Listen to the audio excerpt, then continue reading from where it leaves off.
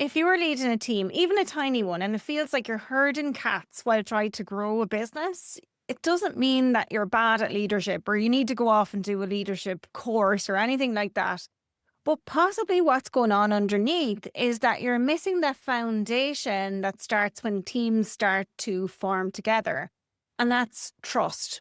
And here's the thing, most teams don't implode because they're incompetent. What happens or where things explode is because communication gets weird when people come under pressure. Everybody's busy, everybody's stressed, and suddenly you're in back to back meetings thinking, why does this feel so freaking hard? So, if that's ever happened to you, or if it's happening to you on the regular, well, today's episode is going to be a treat because you're about to hear how David O'Grady shares some of his expert trade secrets, the kind that make you stop blaming your team, stop blaming yourself, and start fixing what's actually going on under the surface.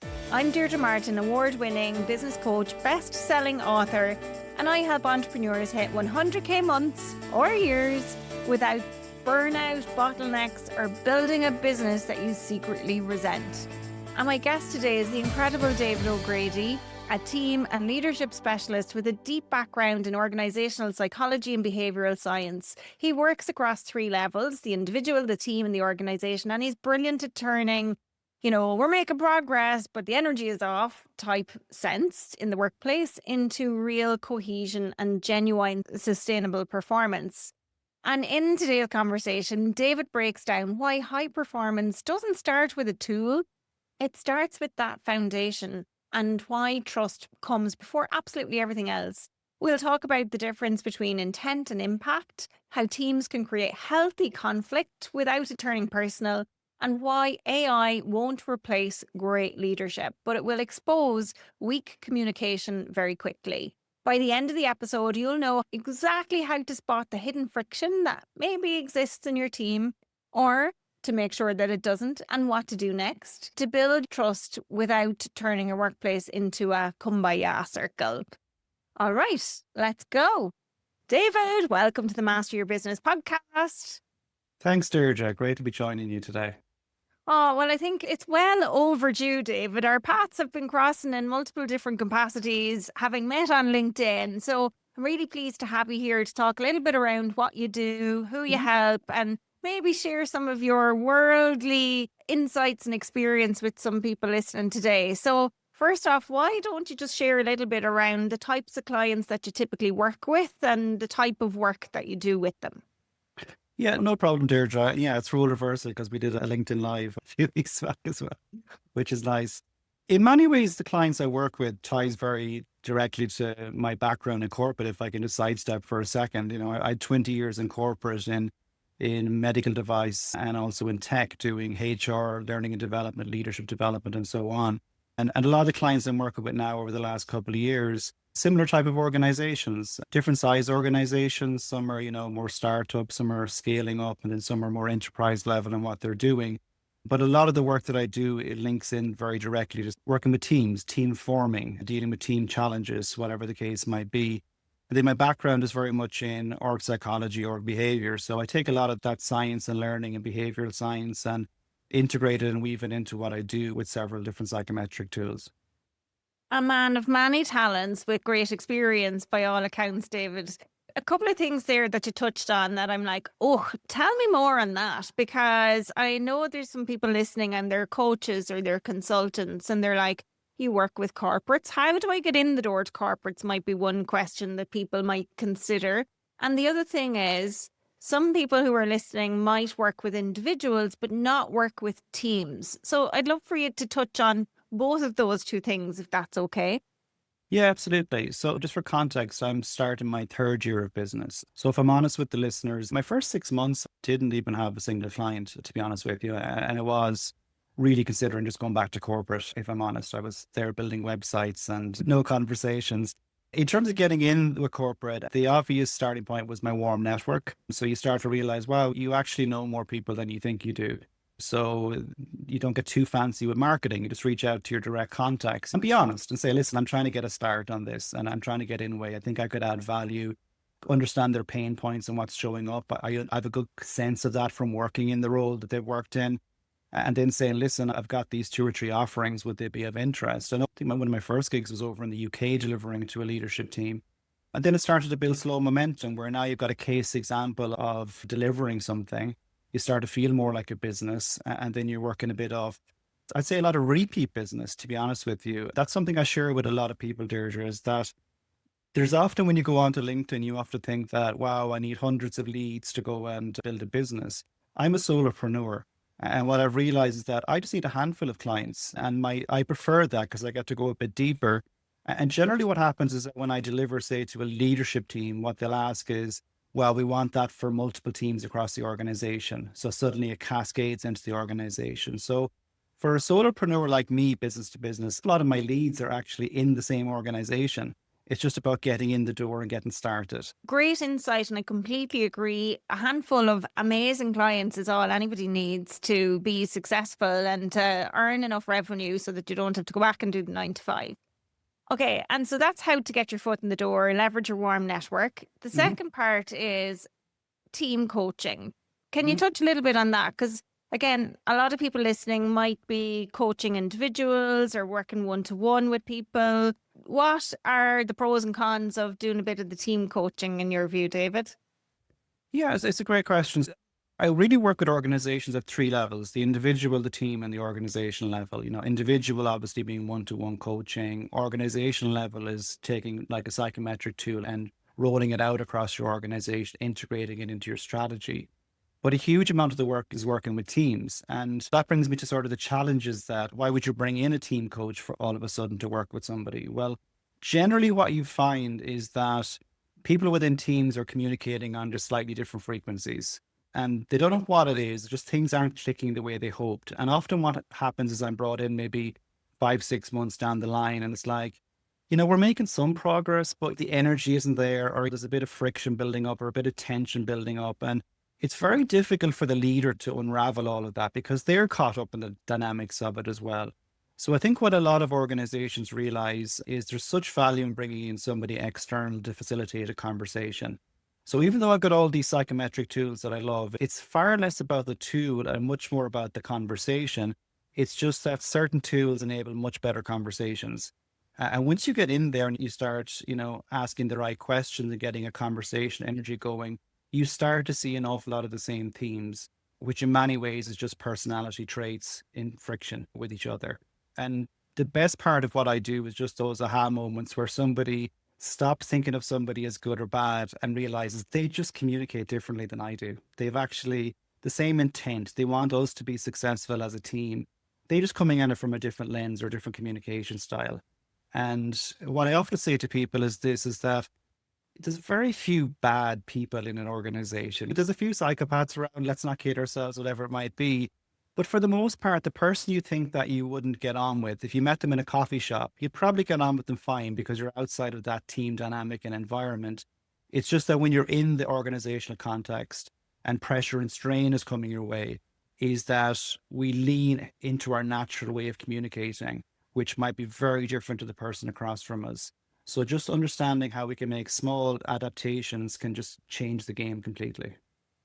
Oh, there's so much in what you've just said there. And it's very, very rich, I think, in context as well, and makes so much sense. Like I can see that from when I look back on my own career with teams. And it is like even working in the team, it's like everybody's trying to sing in harmony, but sometimes every so often there's a bum note and you're like, where's that bum note coming from, And it's a really great way to describe it in terms of energy and frequency and sound. I love that description. Yeah, often, Deirdre, I often say talk to people about intent versus behavior or intent versus impact. And this is something a lot of coaches will be familiar with, is that idea that if somebody communicated in a way that I found upsetting, in the past, I would think, well, I mightn't say it out loud, but it's like, I don't appreciate that behavior or the way you communicated. That's too direct for me. But if somebody pointed the finger back and said it at us, we'd often respond, oh, hang on, that wasn't my intent. So we judge other people by their behavior, but us by our intent. And what I'd say to folks is just take a pause and flip the script and just think for a second, they mightn't have communicated in a way that you like, But what was their intent behind it? Because in most cases, it was actually a positive intent. They wanted you to be successful, the team to be successful. It was just on a different frequency to the way you like. Yeah, I love that. Impact versus intent. Really, really great thing to consider. I mean, that happens in every relationship, doesn't it? And ultimately, all relationships are won and lost based on the level of communication that we have with each other. And David, I'm curious as well, when you're working with teams, what problems aside, is the core thing that there's friction, they're making some progress, like you said earlier, or is there something else that's cropping up that's causing clients to come to you when the teams aren't working well? Yeah, often I love using frameworks, Deirdre, to be honest with you, because I think when somebody sees something visually, it's like a diagnostic. It's like, oh, I know where we're at in this. And, a lot of what we hear about in corporations is that, well, we want to be better performing. We ideally want to be a high performance team. You hear this all the time. But if you ask people, well, what is that? It's like people struggle to answer what that actually is. So I always pull out at the start of my workshops and facilitation. My favorite model is Patrick Lencioni's model. If anybody's read Five Dysfunctions of a Team, it's a workshop called The Five Behaviors of a Cohesive Team, the very same framework. But it's a wonderful framework because it explains what's required for high performance. And if you think visually looking at a triangle and think that each of these stack on top of each other to achieve the top result, at the baseline of performance, you have to trust one another. Okay. There has to be strong trust amongst each other. And, I understand, again, it goes back to intent. You didn't communicate the way I like, but I know actually you've got good intent for us to be successful. The second rung on that ladder effectively is a healthy conflict. It's that we're not overly polite. We're challenging each other, but it's not personal. We want the best outcome here. So we need to challenge ideas in what we're doing. Once you've had a chance to actually weigh in on something, you're far more likely to be committed to something, which is the next part of that ladder. Once you're committed to something, the next part is quite difficult. It's that you start to hold each other accountable, which is quite difficult. A lot of people, when they think about accountability, they're thinking about the most senior person in the room holding everybody accountable, which is not what high performance is about. If you think about all the teams you follow, the team, the peers are holding each other accountable for standards around how they're working. And the final part of that is once you see teams holding each other accountable, they're not just likely to achieve exceptional results, it's likely to sustain over time. Okay. So just a recap on that, you have to have trust so you can have healthy conflict. Then you're more likely to be committed. You're more likely to hold each other accountable and you're more likely to achieve great results. The reason I shared that is that goes back to your question as well. What's often happening in teams? Well, often what's happening is that teams are under such pressure to achieve results that they go hard and fast quickly and they do get results in the short run, but they haven't built a high performance foundation. So when I'm coming in, it's actually to circle back on building trust and enhancing communication, getting better with conflict, get the foundation building blocks right, and then build from there. I think that is relevant in any business who has more than one person working in it because I think trust is foundational in everything, really, isn't it? Recently on the podcast, I had Tony Banta, and Tony was talking about customer success. And he was like, people won't tell you things until they trust you. And I think that probably applies in terms of teams and colleagues as well. They're not going to tell you things unless they trust you because it's just that safety piece, isn't it? If it doesn't feel psychologically safe for them to share the thing and they might feel vulnerable or exposed by opening up and sharing something if that trust hasn't been formed yet. Absolutely, Deirdre. And Amy Edmondson talks about that. Psychological safety isn't some sort of kumbaya moment. It's actually holding each other accountable, but feeling safe that you're holding each other accountable. That's what you've agreed, and that's the way we operate. But going back to, me and frameworks, the best framework I've seen out there for trust, she's a phenomenal lady and person, and she's a Harvard professor called Frances Fry, and she's a TED Talk for anybody who wants to see it in more detail. But her model of trust is exceptional, and it really boils down to three parts. And I think for those listening in, to really have a think about this, because generally what you find is that we're particularly strong in one, reasonably strong in two, and maybe have a wobble now and again in the third side of things when we're under pressure. But once we understand these three component parts, not only can we build strong trust with clients or customers or friends and family for that matter, but we can also rebuild trust as well. So the three component parts of that is that, are you being authentic? Think about authentic at the very top of the triangle. The second part is, how strong is your logic in your reasoning for saying something? And the third part of that then is, are you demonstrating empathy? So when you think about the people who trust you, they're seeing those three things. You're coming across as authentic, you've got good, strong logic, and you've got good, strong empathy. What often happens is that when we're under pressure and strain, those moments where somebody gives us a skeptical kind of look and go, I'm not so sure about what you just said there. They're having a doubt about one of those three things. And once we understand that, then we can sort of, okay, I need to work a little bit more on that. And if you don't mind me using you as an example, I'll sort of bring it full circle. I'm using triangles and circles at the moment to all these examples. So I love reading your posts on LinkedIn. What do you talk about? You talk about being authentic and how you show up. You'll take a picture at any moment in the day and you'll say, this is me, this is who I am, this is how I speak, here's the words I use. You'll also share that it took you a while to get to that stage to feel comfortable just being yourself in that regard. You're also sharing really strong logic around, if you want to build your business or scale your business or improve your LinkedIn strategy or whatever, here's the things we see that work. And here's how things are changing month on month or year on year. But you also share empathy. Because it's like, here's the challenges I've had going through this journey, and here's how I've overcome them. I know it's very difficult for you out there and what you're doing. I empathize. And those three component parts of being authentic, logic, and empathy are the reason that so many people are following your poster and enjoying it. That's what people are clued into, if that makes sense. Totally. And actually, as you were talking about this earlier, I was going to say, oh my gosh, like this makes so much sense for showing up on social media as well when you're trying to create trust. That same framework will apply for social media. So kudos, David. You connected the dots and the circles and the triangles. Love it. Okay, so when you're working with teams and with organizations, but also with individuals, I know you use some particular tools, and I love that you can come with your toolkit and pull out the things that are relevant based on what's happening or the situation in front of you. And from our previous conversations, I know that you use DISC and insights discovery. So can you talk to us a little bit around what those frameworks are and then why you've chosen to use those in particular? Absolutely. I'm certified in about 5 different psychometric tools. I love personality and behavioral tools and psychometrics, but I'm actually an authorized partner for both Insights and Everything DISC as well. The reason I love them ties in with exactly what we've just been talking about. So if you think about what we've just said, we've looked at high performance from a framework level. Then we've looked at trust from a framework level around that baseline, around authentic logic and empathy. But a lot of people don't actually know. I give a sense of what I'm strong at, but I'm not sure what I'm weak at exactly. And also not sure what my colleagues are strong at and what they're weak at or whatever it might be. And that's a perfect example of where DISC and Insights come in.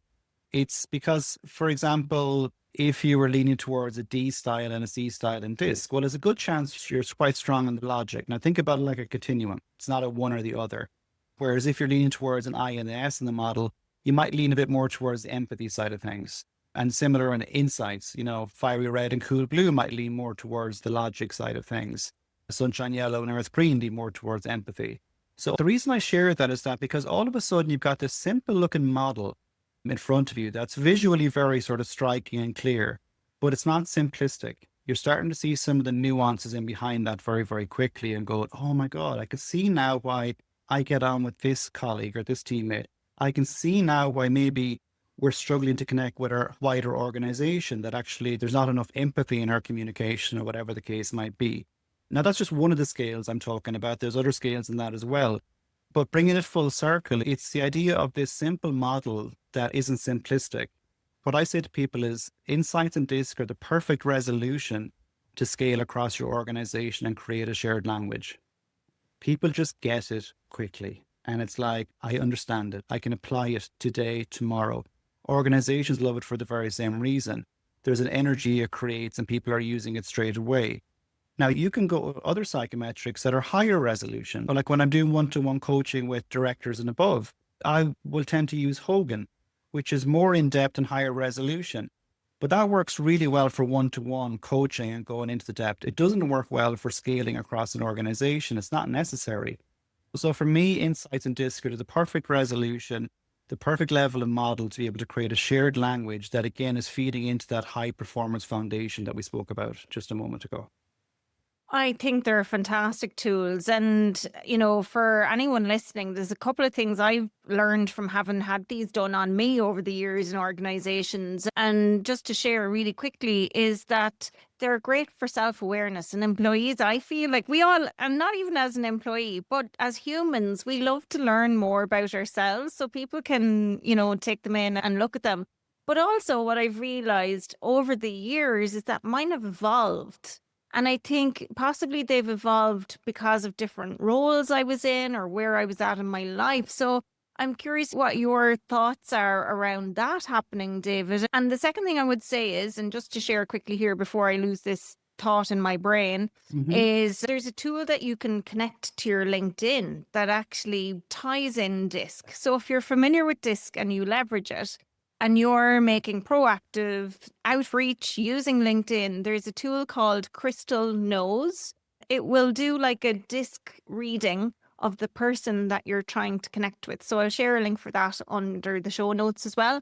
Now, what I'd say is on LinkedIn, to go back to David's point, not everybody is authentic on LinkedIn and they may have a different type of persona. So the disc may not be entirely accurate. But if you're like, ooh, freaking out about a sales pitch or conversation, it might be a helpful tool to go and use if you're familiar with disc and know how to apply it. Okay, so sorry, slight tangent there, but relevant to disc and you're mentioning LinkedIn. So come back and talk to me about what might happen in terms of over a period of time and those insights results changing or the disc changing. Yeah, in many ways, these two questions tie into each other really well. So it might actually make sense to go with the second one initially. The reason I say that is that for Disc in particular, nobody actually owns Disc. So you've got a multitude of vendors out there that are claiming, here's my Disc model. What people need to be very careful with any psychometric tool is the reliability and validity of it. Okay. So the validity is basically, is it measuring what it says it's going to measure in terms of what you're trying to assess? And the reliability is, if I do it on repeat and I do it multiple times, how close are the results going to be over time? It's the idea of measuring something with a ruler. Like if it's too flexible or whatever like that, you're going to get different results each time. The reason I say that is that there's a lot of tools that are not as good as they claim to be out there. So you need to be very careful. The one I'm an authorized partner with is with Wiley. And that's because I've seen it used in corporate and it's really reliable. And I know their research and data in behind. And, a lot of coaches and consultants get certified through me as a partner and they get the Wiley certification. Insights as well, again, I find particularly reliable and valid. But what I would say is that to any of our listeners, there is no psychometric tool out there in the world, to be clear, that is going to tell you absolutely everything about yourself and what it's going to be. You've just answered 100 questions. Like there's more to you than 100 questions, let's be honest. But an awful lot of what we're trying to do is actually, it's the perfect level because it's really just a case of understanding differences in traits. And if I make a small adjustment here, I'm going to have a big influence on my client, customer, or even at home over here. Okay. Going back to your first question, it goes back to the part of reliability. Is that you shouldn't see dramatic change. You can see changes, but they shouldn't be dramatic on your report. So what do I mean by that? Well, you're not going to see somebody go from highly extroverted to highly introverted over the space of 2-3 years. That's not going to happen. And if an assessment shows that up, it's kind of a red flag. But you can very easily see small standard moves and standard deviations around what's shifting and change. And for me, example in corporate where there was far less pressure and strain, corporate's tough, don't get me wrong. I would have leaned very much into sort of an I style or sunshine yellow and kind of, very collaborative and outgoing. Since I've gone into my business side of things, which is very much about pressure on results and getting things done, I still have that piece of me, but I did my own assessment recently and it's shifted just slightly more towards tasks and getting it done. That's not a massive leap by any means, but it is a shift and a change. And I could feel it in myself in terms of how I show up in my day to day. Absolutely. So again, the best tools out there, you will absolutely see some small shifts and changes, absolutely, depending on the work you're doing environment. But if there's any dramatic changes, then a red flag about the tool. That's really great and practical advice on the tools. And David, I'm curious, like, what are your thoughts for teams if it's a team of two? Is it worthwhile doing stuff like that, even for a team of two? And if so, what kind of change in behavior somebody expect from introducing something like that? And obviously it's going to help them maybe understand themselves a little bit better, but even for a small team, what might the impact be? I'd highly recommend it. I'd highly recommend it even with, partners at home. I've done it. It's fun. It's because that's another point to it, by the way. It takes the formality out of things and you can have a little bit of fun and see, oh, actually, here's your color, my color. Here's where some of those differences are. And it kind of makes things lighthearted, which I think that's why it works so well in teams as well. We both know a particular VA as well. And that was one of the first things that I did. I sent it on because I wanted her to experience it, but I also wanted to see some of the differences and nuances of how we might work together well.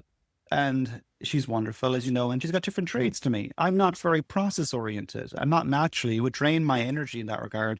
She's fabulous in that space. And that's exactly what I needed.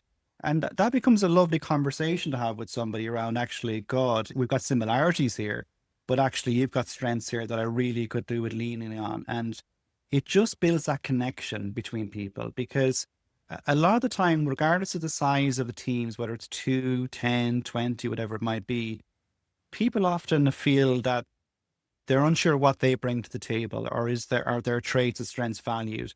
And we start to list them out and see the differences. You go, all of these traits are really important. What's different sometimes is that, well, what's the context in front of us? What do we need most right now? And it's like, actually now Mary's traits, skill set are invaluable, or that perspective from John is going to be valuable. And the question becomes, are we leveraging it? Which is a nice conversation to have. Yes. And leveraging it can be the thing that makes the business go forward and become that high performing team. And I'm curious as well, like, what are the dangers of somebody completing the assessment or using the tools in the way that they think they should? And I'm using, air quotations here. What are the dangers of that? Have you seen that happen? Does it happen? Does it give, I want to say I don't know if this is the correct terminology, but a false reading, or, what happens if somebody fills out the form in the way that they think they should? Oh, so as in they want a particular style to show up at the end thinking that's okay. Yeah, or Yes. maybe they're not even familiar with what the different styles are, but they're reading Yeah. it thinking, what does I my need to answer. organization want to hear, or what is my organization looking for from me? And Yeah. they need to answer in a particular way. It's a great question. It's something that comes up all the time. People do try to often answer in a certain way. So there's two things. A reliable tool, what it's actually doing is it's asking, while there might be 100 questions, it might be more like 10 questions asked 10 different ways, if you will. Okay. So, because it knows you're going to try and do that. And what it will do is it will know from factor analysis that if you answer a particular set of questions in this way, then it will benchmark against population, and it's quite likely to lean back in towards this particular style. So the more reliable ones are pretty hard to fool. And even one like the YA disc one, it has this functionality in it that if you really are inconsistent in your answering, it uses computer adaptive testing and actually drops in something like another 20, 30 questions until you actually start to lean a particular direction in what you're doing. So that's something in particular. The other thing I'd say to people is, say which is most likely the case, they've got their style, which is an accurate reflection of them, but now they're unhappy because they think, well, I need to be this style to be a senior leader in an organization, or, a CEO, or whatever it's going to be. I've had a vice president nearly break down in tears because he wasn't happy with his style. He thought I couldn't get further along. That's a true story. This goes back to our conversation at the start. It's like, well, first of all, there's no particular style that dictates where you go in your career or whatever. It's just self-awareness around who are you in this space. And what the best leaders do then is they say, well, I know I'm particularly good in this space and I need to surround myself with people who are stronger than me in X, Y, and Z. That's what the best leaders do. And if you really look at it, what a lot of leaders do when they move from organization to organization, they take their people with them because they know that they need that strength to come with them to go and do it, and they trust them. Okay. The other part of this as well is that if you're not accepting of yourself, I know this sounds a little bit deep, but if you're not accepting of yourself in terms of your style and your personality, then you're breaking that first part of trust building, because now you're not showing up as authentic. And I see this all the time when I'm coaching people. You might have somebody that's, very empathetic and normally quiet and reserved and very much people oriented. They get a promotion and they think they've got to turn up like this sort of alpha, I don't know what, coming in the door at somebody and direct. And first of all, people can read that. It's like, that's not you. I just had coffee with you a month ago and like you were the nicest person going. It's not you. Two, it's absolutely exhausting for them because they can't maintain it. That's not them. So it's just going to drain their energy. So you see this flip-flopping all the time. And that's why it's invaluable for organizations, is that you don't just work at the team level, that you give a bit of extra attention to at least the leader of that team. And that's a lot of the work I do. And often several members of the team, where you get to work in the background and just sort of a sense of reassurance and just, an appreciation of what they do bring to the table and where they might need help. And that's okay. That's perfectly fine. Mhm. And like, I imagine that is evolving as well as AI now starts to enter the picture and tasks are changing and maybe people are relying on it and using it and other people are not using it. So I'm curious, in this work that you're doing, where has AI been genuinely useful, or where do you think it's had limits as well, or stifled growth or performance? Yeah, look at that off the bat. I'm the biggest fan of AI. I think it's just amazing. And, for me, for anybody I'm working with going forward, the whole conversation was about AI replacing everybody. For the next number of years, for me, it will be, AI augmenting what somebody does. So it's not a case of how quickly can I get rid of my accountant? Like, I'd rather my accountant say, I use AI. And it actually gives me a sense of reassurance that you're using this absolute brain box intelligence, but you also understand me and my business. So you've got that combination of trust and also genius, to be honest with you. Well, the same with the coaching side of things. And we're having some really rich conversations with coaches and consultants right now around how they're leveraging AI. There's a couple of things that I've found really effective already. So when I do workshops and things like that, I'll send out learning nudges afterwards. But those learning nudges now might be an AI prompt, which will actually, ask questions and they will bring it into their day to day and they create a development plan, whatever it might be. Like, it's an incredible follow-on tool for learning nudge. The second one, which I must actually do a post about it. 6 months ago, I took I've like done nearly most assessments you can imagine. I took all the sort of best personality behavior assessments I've done, including some we've mentioned there. And I've dropped it into my custom instructions in ChatGPT. Put together a prompt, first of all, I put that into instructions, but it has all of my assessments in there. Now, why did I do that? Well, if you look at an assessment like Hogan, Hogan looks at something like, you in a good day, but also what are your potential derailers when you're under stress and strain? One of my potential derailers, which I never noticed in corporate, was what I do notice in business, because stress and strain, is I'm highly excitable. And what that means simply is, as you can tell, you're nodding your head, is kind of, I can get drawn very quickly to something new. So if someone said to me, there's a huge opportunity to do insights with polar bears in the North Pole, I could be very quickly, oh, that sounds exciting. Let's go after that. So AI knows that about me. So I love idea generation. I'll go in and I'll be thinking, oh, I've got this idea for adding in, can we think it through? But now AI is tuned into my instructions. It comes back about 3 times a day, Deirdre, going, David, just to watch out here. That sounds like you're highly excitable showing up in terms of your thing. It's like, yes, that's exactly it. And it goes, maybe that's something that you'd be better off delegating to an assistant or support or whatever it might be. That's not your natural thing. Like, that's wow. It's exactly what I need. It's kept me on track, like, in an incredible way. And like, organizations need to figure this out for themselves in terms of what they want to share in AI. I'm not saying, I have all the answers around whatever it might be, but it's invaluable. I'll give you a third example. I now use it in my coaching one-to-ones. This is a very direct approach for coaches. So, and again, permissions are all in place, but people are very, very open to it, I have to say. So someone's assessment and data, okay, I've safeguarded. We can use that, but also transcripts from our coaching conversation, can put it into a project type folder that's secure. And what's amazing about it is that it allows me to fully focus on the coaching engagement like never before. We surface insights around what's going on and for themselves, but the AI will pick up on stuff that I could never have picked up on at the same time. So all of a sudden, when I go up and I have a trained to be like an ICF coaching supervisor and mentor as well. So it's giving me feedback on where I did well and where I can improve and ask better questions, so I can feel that feedback loop straight away. But it's also picking up insights for the individual themselves. And then I'll send a follow-on email around some of these insights, which they absolutely love. They're like going, this is just such a quick follow-on with some action, stuff like that. So I have just found it incredible working one-to-one with people. And I'm probably hitting the mark where I may only work one-to-one with folks if they're open to that process, because it has just been a complete game changer. Oh, I love that. What a smart way to use it as well. And I mean, that's it. There's so many ways to use tools like this. And I love your idea of putting in your results into your prompts and helping you focus. What a smart idea, folks. If you're not doing this after listening to this podcast, you should be. But Deirdre, it's still the point of, this is what people need to really listen to. The key variable is trust, is that the coaching clients will trust the coach that's listening on this call because there's the human connection piece. But now you've just sort of superpowered yourself on top of that. You've made yourself a better coach by just using a really clever tool, but they still want the human connection piece around the communication. So it's those in tandem are what I think are going to separate the top coaches out there over the next decade.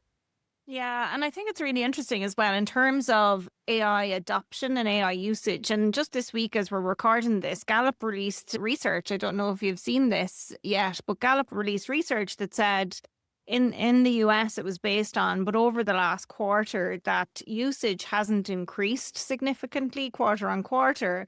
But the adoption, whereby the people who are using it more. So it's really interesting as well in terms of the sectors where it's being utilized and where it's not being utilized. But I think, and I use it all the time with clients as well, and my clients have no objection to me using it. And even often when I meet people for the first time, I have my little AI note taker coming in. Because it is about permission. I'll never let it record or I'll stop the recording. And I'm like, don't say anything until I have your permission to record this. And if you Yeah. don't want it, booting it out. But I think you're right. It's that safety piece at the start is really important. But AI is evolving and I love the AI augmentation piece. I completely agree with you on that, David. So it'll be interesting to hear what people listening think when they hear this episode. Okay, let's wrap it up shortly, David, because I could talk to you all day, my dear, but, probably not the best thing to be doing.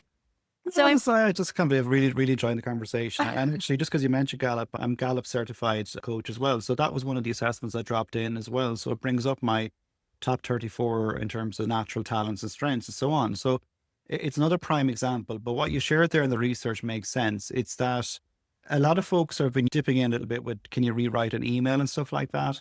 Once you go a little bit deeper and you start to just spend a bit of time with, changing the instructions and, to suit yourself, and how can you really leverage it in terms of your own growth and development and feedback and stuff like that? It's like, it starts taking it to another level. And even recently, believe it or not, I've built an entire two or three landing pages for my business.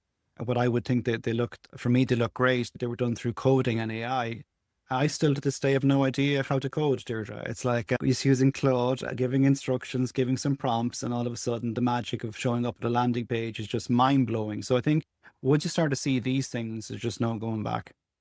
it's so cool. I've built apps. And I mean, I actually did study computer applications in university all those years ago. And I do understand code, but it's a bit Good. like, I'm Irish. I learned Irish. I was fluent Irish when I was a kid, but ask me to speak it now and I'd be like, oh. So I think I'm a bit like that with coding right now. I have a bit of an understanding, but no. So kudos to you. You leveraging it smartly. I love that.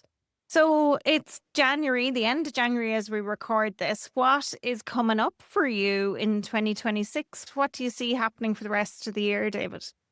Yeah, my three core offerings really, and the third one is new for 2026, but it actually integrates the first two. So again, I mentioned I'm an authorized partner for Insights and Disc, which is in essence, my focus on helping leaders and teams work better together. But a lot of folks, internal in organizations and also coaches and consultants, they'll reach out because they want to get certified in these. So you can get certified by going through myself. You have to go through a partner. And what I always say about certification is that certification without enablement is kind of a waste of time, because you need practice, you need support to be able to go and take something you've learned over a few days and put it into practice in front of an organization. What I would say just on that is that you asked the question about getting into organizations. These types of tools are really well known in organizations. So somebody coming in certified in Insights or Disc, and there's other ones out there, is helpful in terms of starting a conversation, because a lot of the internal, say, HR, L&D folks, they'll know them really well. The third piece of this, which I'm excited about, is actually I've created more of a productized service, a more packaged offer, which is leaning very much into team forming. So I shared with you at the beginning, a lot of the time I'm called in, it's like a team is together 6 months down the line and things aren't working and how can we redo things? What I've seen in corporate and what I've seen in business is that there's not enough support given early on to the team forming process. Organizations do a really good job in the sense of, here's your onboarding induction side of things and your documents and your files and access to a platform and say hello to whoever. But then it's kind of like, well, best of luck, buddy. Get on with it. We've hired you as a leader and go and do that. But as we've just sort of unraveled, it's incredibly complex to sort of build that high performance foundation quickly. It often, even done well, it can often take 6 months. So I've created a new offer called Fast Forming Teams. And really what it's doing is trying to decrease the length it takes for teams to get to high performance from 6 months down to 6 weeks. And I'm talking about the high performance foundation. Okay. And what that involves is 4 different pillars. So that's on the landing page, but it's like behavioral clarity. So again, that's the profile around actually, let's get a quick visual look around some of the similarities and differences in what we're doing. The second pillar is behavioral connection. So it's a case of bringing in myself to go and facilitate the conversation we spoke about, the team coaching side of things, so we can start having honest, open conversation and create some psychological safety. The third pillar of that is behavioral coaching, where actually I work one-to-one with the leader over the 6 weeks. So we start putting some of these insights into practice so that they feel reassured. They're learning about their own leadership style and what they can go and do. And the fourth pillar of that is then behavioral consolidation, which is basically, as you can tell by the name, it's kind of like a wrap-up session around what did we learn, but also mapping out a plan for the following months. So my aim with this is that we instill the right behaviors and understanding of the right behaviors in the first 6 weeks, and then teams will see that compound over the following months, leading to truly high performance.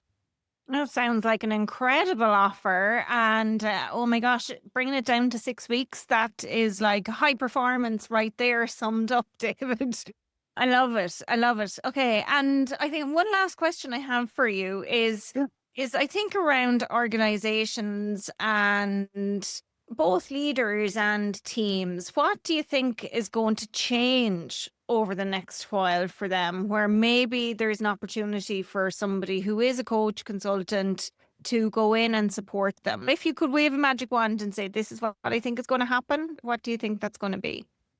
I think that the demand for support around human connection is only going to get higher and higher. And, I spend hours and hours listening to tech folks and experts in the AI space, but they're always asked the question around, job displacement and everything around that.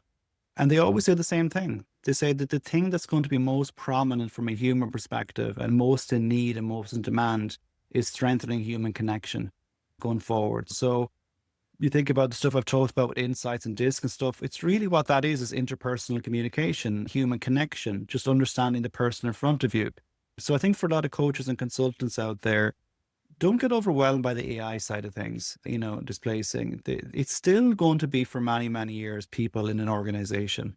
And so anybody that can come in with ideas that are really going to tap into human connection are going to be huge in demand for many, many years to come. And it's just anchoring it in a framing of, a better workplace, high engagement, higher performance, whatever feels like the right anchor. But at its core, it's going to come back to human connection.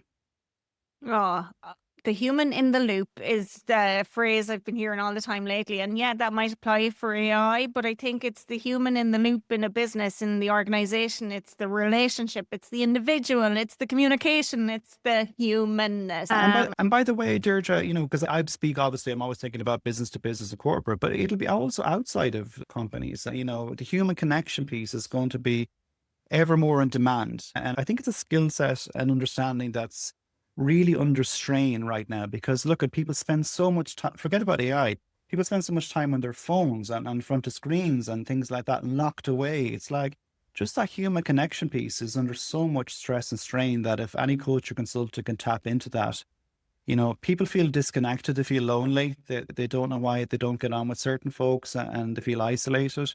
I think anybody who can tap into that and support that in any way is going to be very busy for a long time to come. Oh, very powerful stuff there. I completely agree, David. I'm all for in-person sessions in 2026 and Yes. no or less screen time where possible. So folks in the US, if you're listening, have passport, can travel. or anywhere else, always willing to come and see you. And I'm sure you're the same, David. I know you've been abroad quite a lot too with clients and servicing clients. But yeah, I'm like, I have my laptop. I can be anywhere in the world and I just love to travel. So it's one of the benefits of working for yourself, Which isn't it? so right on the in-person. 90% of what I do is virtual, but I'm definitely seeing a big shift where people are like going, can you travel? Can you come here? People want to get in person. They want that connection piece. Even those, there's often a thing that people say, well, maybe people who are introverted don't. They absolutely do. They mightn't want it every day of the week, but they want that human to human connection in what they're doing. So seeing a big shift towards in-person and communities and things like that, which is, I know, something you excel in yourself, Deirdre. Oh, thank you, David. David, like I say, I think we better wrap it up or I'd be talking to you all day, which would be lovely, but maybe listeners might be like, oh.